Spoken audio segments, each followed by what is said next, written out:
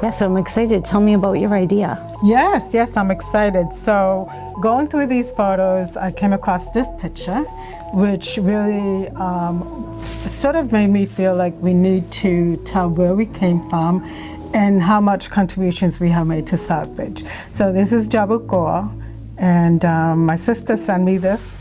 This was in 1940. I was not born back then, but this is where I was born. And the idea is to really tell our history here and the contributions we made in Southbridge. And we have all these pictures from people back in the 60s. My mom came in 1966. I think it's a great idea to show the people, and especially our younger generation, how much contributions we made, and really highlight those that came in the 1950s and 60s. What do you think? I love the idea. It goes along with what Mr. Brown started when he wrote the New Englanders, and it's such an amazing way to get our stories and solidify them throughout history. So yeah, I'm in. Yeah, so from 1950s, we bring it back to 2025, and along the way, there's been a lot of barriers that have been broken. We need to recognize those people, like the first Latina city town council, the first representative, and all of that. I think it's very important to highlight that and really embrace our Latinidad and embrace our beautiful town, but also show and change the narrative of our Latinos, especially in this political climate.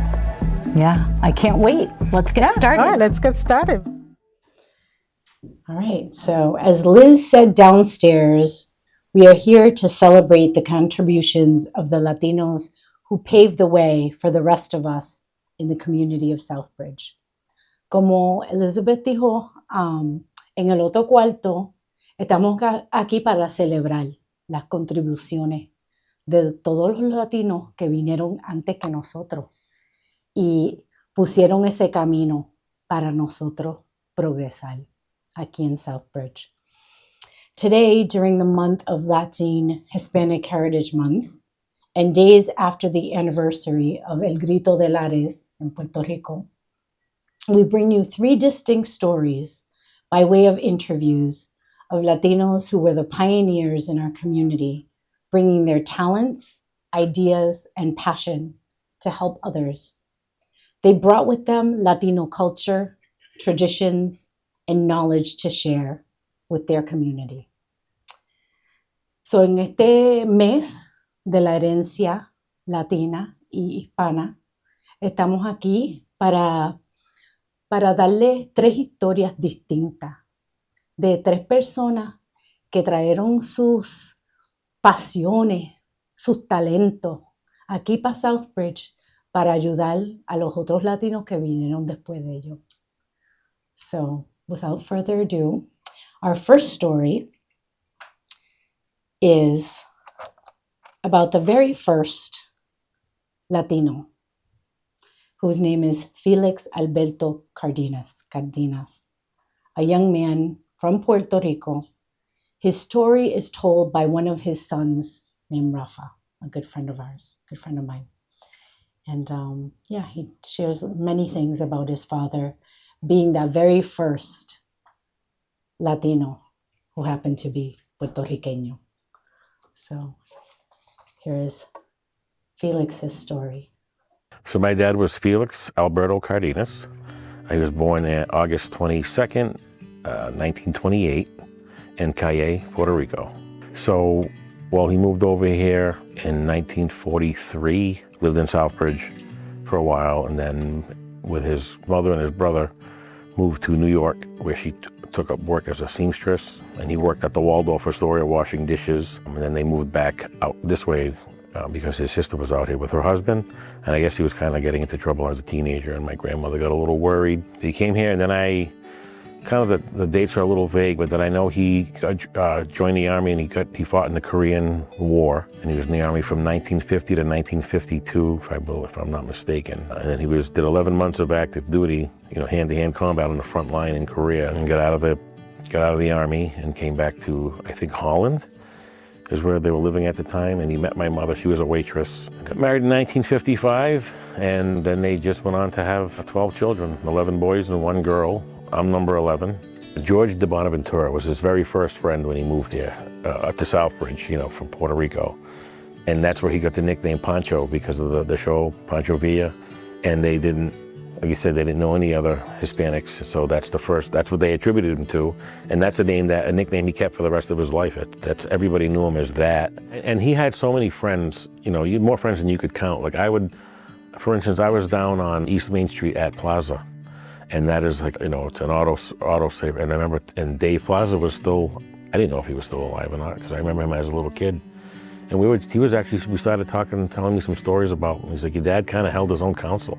He had, so many people that relied on him for that reason, because he was the first Puerto Rican in Southbridge, and his English was well, and he could translate. And he had told me a few stories, and if somebody needed something, in the Spanish community, they would take him to see him because he could speak to others and see if they could help. So I think it was a very positive impact in a lot of ways, And you're proud to know he was the first Puerto Rican in this town, considering the Latino culture that's here now, and he kind of started it all, I guess when I hear that, and I heard that when I was a kid, but you don't appreciate it as much, like, all right, but as you get older and you see the older generation that remember him and remember all of that, and they remind you of that. I know your dad was the first Puerto Rican in this town, and when we came here with my grandmother, they were brought to him because he would know who is what and what was what and where to go. And I'm sure coming over here, being the first Puerto Rican, a culture and he said people didn't even never heard of it. And he would explain to them about the island, and they'd be all intrigued. It's an island down in the Caribbean, and nobody knew anything about it like they do now. And the language barrier. He had to learn pretty quick, and he did pretty well. He had a really thick accent. And some of my friends, when he talked to them, they would look at me, and I was like, he's speaking English, But we knew it because we grew up listening to it. But his accent was very thick. I guess it's always important to remember that and to keep that, going. So everybody just knows where it started, who it started with, and the things he did. He did do a lot for the newer families coming in, and who knows? Maybe when they were leaving Puerto Rico, when you get here, you're gonna want to see, Felix or Pancho. You ask for him, and he'll point you in the right direction, or at least be able to talk to others for you. So I guess it's important because it's like the root. It's like the basis of where it all started. When the other Puerto Ricans started coming over here, it must have been. Think about what that must have been like. When they bringing the culture here, and he remembered the things in the music And I remember the guys setting up the card tables and playing dominoes. I bet you nobody did that when he first came over here, so it must have been nice for him. Puerto Rico's a small island. It's not a big, expansive area. So no matter who came over here, they could probably relate to any part of the island, Going off of what I remember, he just was very passionate about his family, and he was very, very funny. He had an amazing sense of humor, and he used to make everybody laugh. He just had that very quick wit, and that's a good quality I remember about him. And one thing I gotta say, and I asked him one time, I said, how come you never talk to us in Spanish and he didn't really blame my mother, but he said, one thing he would say is, when you came over here, it wasn't about that. You came to the United States, it was about learning English. So to him, it didn't really matter to know Spanish, because especially when he was the first one here, there was no Spanish programs. And I think he kind of just had that philosophy, like, you come over here and you come to this country, you respect it, and you learn English. But I tell people that all the time. And I have Italian friends that their parents are very old school Italian. They said, I don't know Italian. I have friends that, in the boxing gym, he goes, I don't hardly any very Italian. His father was all Italian. So I guess I wasn't the only one, but it's like, all you had to do was talk to me, say everything to me in Spanish as a baby, and my mother would have talked to us in English, and we would have grown up bilingual. But yeah, there's a lot of cool stuff about being one of the children of the first Puerto Rican in this town, in the town that you grew up in. It wasn't like he was the first Puerto Rican in some town out in the Midwest and came out here. This is the town he came to.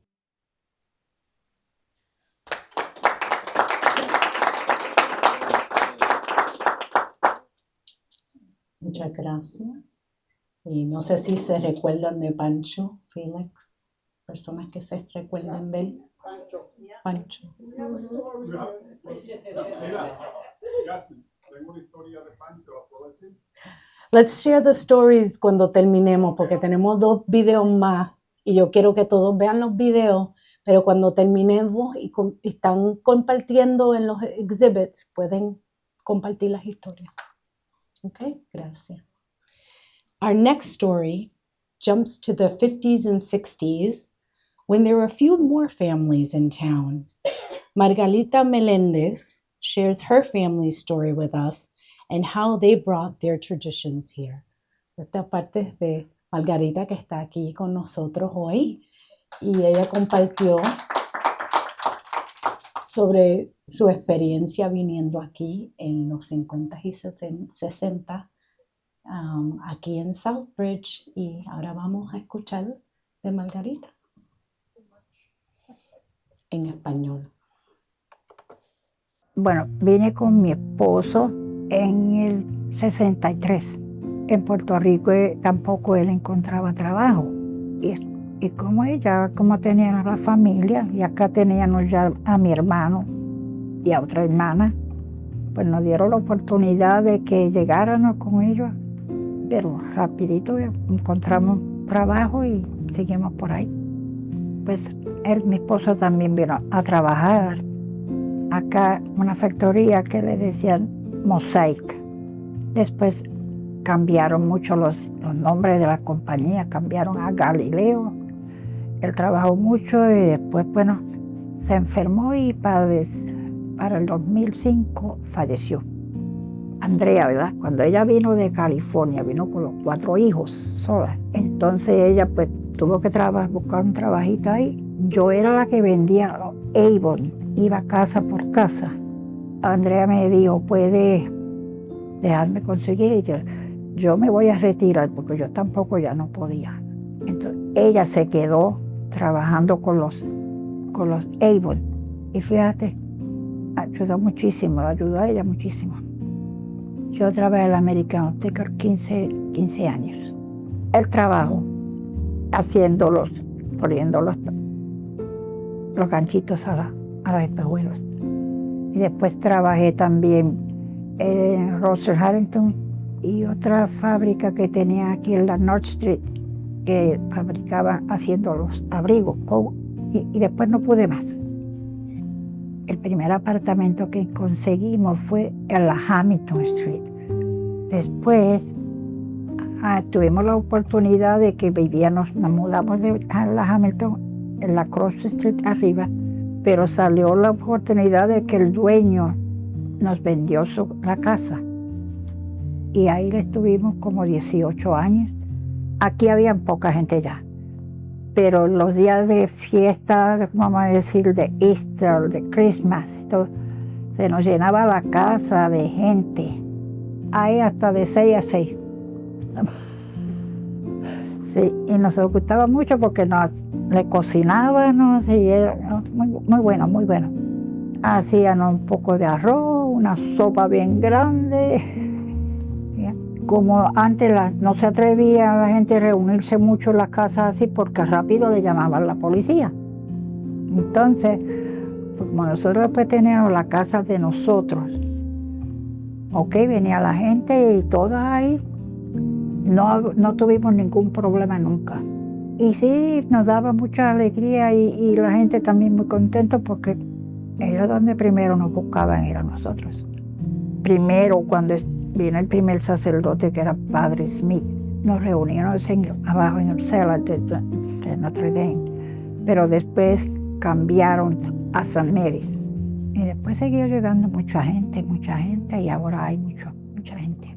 Yo encontré que había muchas dificultades para uno poder, y vamos a decir, al Town Hall. Si iban a solicitar algo, antes como que nos discriminaban y no ayudaban tampoco. A mí mismo me pasó. Yo fui a solicitar un apartamento, tenía el sign para la renta. Entonces pues fuimos y nos dijeron que no, por el motivo de que éramos hispanos. Pero después mi hermano fue y también le preguntó, y entonces como que no conocían a las familias hispanas para nada.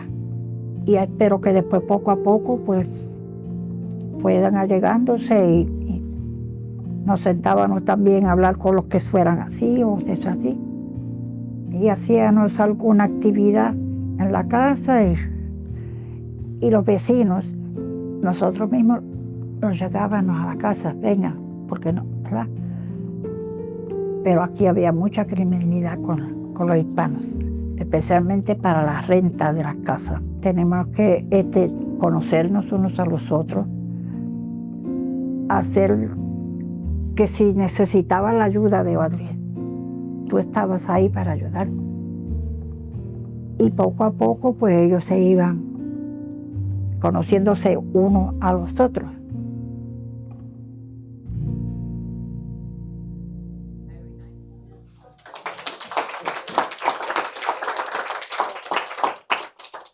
Muchísimas gracias. Muchísimas gracias, Margarita.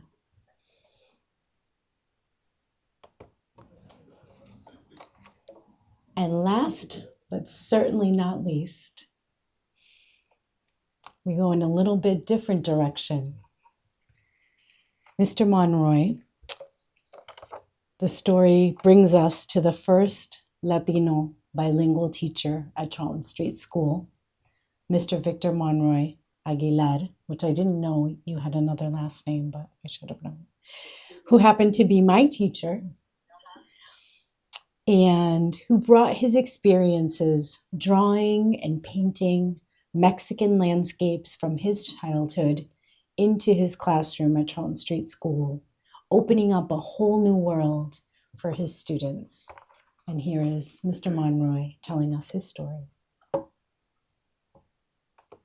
My name is Victor Manuel Monroy Aguilar. I was born in Mexico, May 17, 1947. I met my wife in Mexico. I came to the United States. We got married, and then I went UMass Amherst for my school. I graduated from UMass with a certificate of a teacher. I started working at Charlton Street School in 1974. My experience at Charlton Street School was one of the greatest. I started working at the corner of Charlton Street School where the place they called Chicken Hoop. And that was my classroom because there was no room at Charlton Street School at that time. After they have a room at Charlton Street School, they moved me from the chicken coop to the school. That time when I started working, I have probably between 15 to 20. The best way to do it and teach them in different ways, okay? We try to do social studies and do science, not just in the book or in the paper, but it's better to do it if I draw a picture of whatever we're talking about that day. Okay, if it's cats, human beings, or things like that, I would draw in the board, and the kids, they try to do the same thing in the paper. And they were very, very happy to learn how to do those things. Learning in that way, they were very happy going home and tell the parents what they did during the day in the school or in the afternoon, okay, and what they accomplished in that day. And I had some of the parents either come to school and tell me or call me and ask me questions about what they did in the school. My principal, like I said, Mrs. Zentini, she was incredible because she came to the room for observation because we're supposed to be observed every 2 years. And she asked me, Mr. Monroy, how can the kids do this with you and make it easy for them to learn in different way, not just in Spanish, but in English? And the things that you do with them, they are incredible because I never saw something like this. At the end of the school year, some of the kids, they really like to sign my book. Mr. Monroy, can I sign your book? Because what we did with you, no way we can done in another school, not even in, excuse me if I'm saying, not even in Puerto Rico, because we never learn or do things like this in the schools, okay? But the way you do it, Mr. Monroy, is unbelievable. And I like to sign your name, my name in your book, And so you can remember me all the time. And if you look at my books, you can see what the kids wrote in the books. Well, that came out because we were talking about Mexico, El Castillo de Chapultepec, where is all the history about Mexico and the Los Niños Héroes. And some kids, they say, oh, Mr. Monroy, we have the same thing in Puerto Rico, and we can do something about. Well, I said, that's great, no, let's do it together. And in my books, you can see the history of some of the greatest people, okay, in Puerto Rico. Mrs. Antia, when she retired, we have a new principal, Mr. Dave O'Brien. He came sit down in the classroom to observe. No for 45 minutes. He spent 2 hours doing my observation. And at the end, he would call me in the office and ask me, Victor, I just can't believe how the kids are in the classroom paying attention about what you're talking about, either the history or the science. And that's the way we did it. How can I say this to you? It's when you see some of the parents really care about their kids, how they learn, how they do it, and how they all behave and respect. Not only just with me, but I induce to them to have respect for the whole class, for the teachers outside our room, and for whatever they go for music, gym, art, or lunch, okay? That was very, very important for them to learn how to have respect for everybody. And I got a lot accomplished in that. I think the respect that we deserve is Latinos, okay? Not just, but I'm a Latino too. So all I want is respect, okay? And treat me like human being, not like somebody you don't know, okay? Because whatever you do for other people, you can do for me. And the same I can do for you, with a lot of respect, love, and tenderness.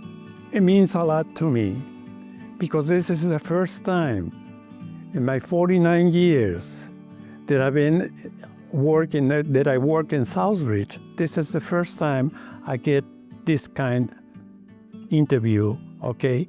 And for me, I'm very proud. Because what I did for the schools and the kids, I did.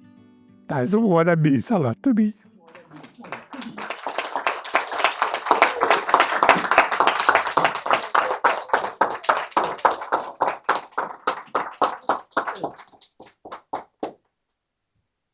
Thank you. Thank you, Mr. Monroy. You changed many of our lives.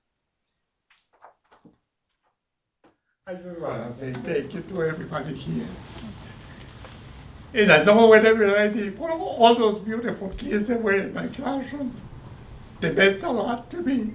Not in the past, but when I see them today, same thing. Mr. Monroy, we can never forget everything we have done with you. I got students, they are in the police. They see me, Mr. Monroy, I just cannot forgive. Every time I see you, brings me a lot of happiness. Because what you did for us, it was incredible. Thank you to all of you.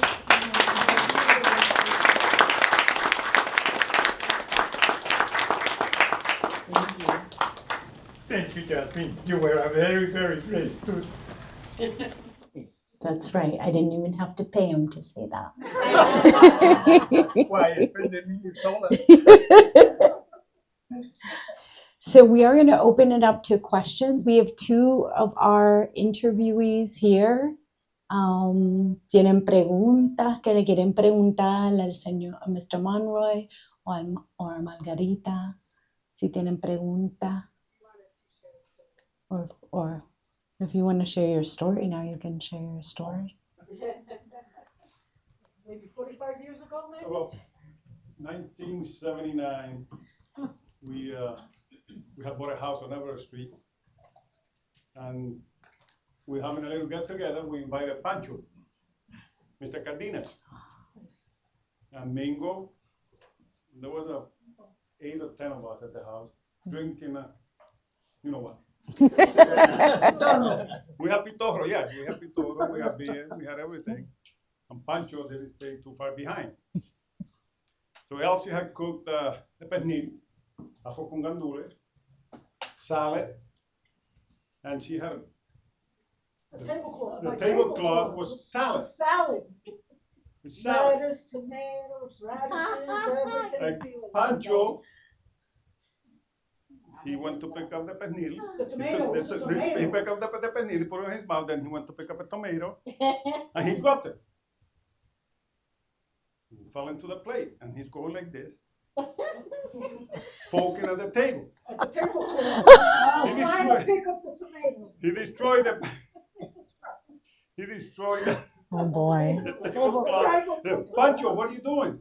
I'm looking for my tomato. It's right there in your plate. That's my story of Pancho. We always remember that That was story. Whenever there's pitorro involved, yeah. that's what you get. Any questions? Pregunta? ¿Qué consejo nos dan a esta nueva generación de puertorriqueños que siguen llegando?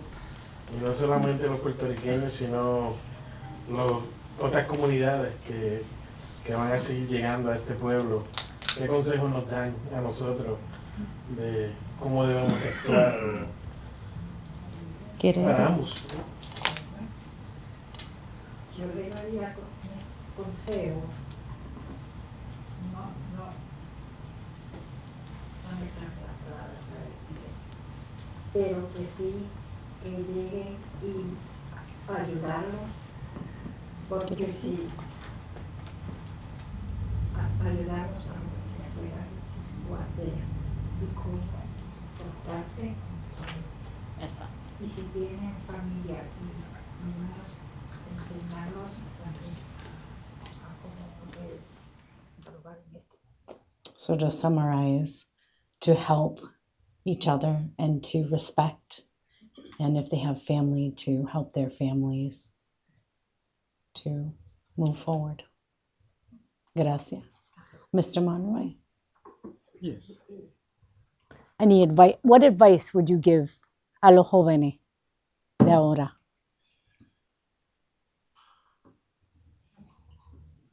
Creo yo que la mejor oportunidad hoy en día es darles en forma positiva la manera de pensar, de actuar, de estudiar y de llegar a ser alguien en este mundo. Al alcanzar todos esos triunfos, les va a servir en algún futuro que puedan tener alguna relación de casarse, tener su propia familia y educarlos tal como ellos se educaron, en forma positiva y no negativa. Porque todos en este mundo todo es positivo. Solamente hay que despertarlo y actuar en una manera positiva y no negativa. Y eso es la manera en que yo siempre he actuado, positivamente, ayudando a todos los que me necesitan. Gracias. Amén, gracias. ¿Lo quiere decirle en inglés? You want to he can translate for himself. He's a teacher. He taught me. So to summarize, to help students, to help them in a positive way, see what is possible, and to motivate them, for them to show respect, and to be motivated to succeed in the future. He said it much more eloquently than I can say it right now, because I wasn't thinking that I was going to translate all that.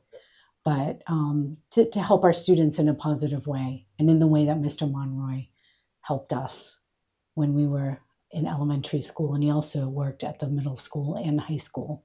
So he saw many of our students through the years when he taught here in Southbridge. So thank you. Gracias. Thank you. Any other questions? I'd just like to say that we're looking at some of Mr. Monroy's work here, and I hope everybody gets a chance to just look at his beautiful outpouring of his, how talented he is in very many different media, Yes. and sharing some of the traditions from Puerto Rico and the other Hispanic countries. And as somebody who obviously didn't grow up there, I just think it's wonderful that there's that sharing involved, because that's really important, that new people coming along can learn too, that it's not something that's, kept for those in the know. And so I hope everybody gets a chance to look at Mr. Monroy's work. And the other thing I'd like to say is that I was very affected by Jasmine and Charlie have been doing this other project on immigration specifically, and they interviewed Putason, DJ Poo, as part of his, contribution. He talked about what the Puerto Rican community specifically did for him and all the other Laotians, and it was something I didn't know, and I just think, what a great, pardon? It was through the church. They at that time was mostly Puerto Rican community that we sponsored some of the Laotian and Vietnamese families that came. But what a wonderful thing to do. I never forget that we had one of the families, Cato, I don't know if you were here in New York, we helped her furnish the apartment on Main Street.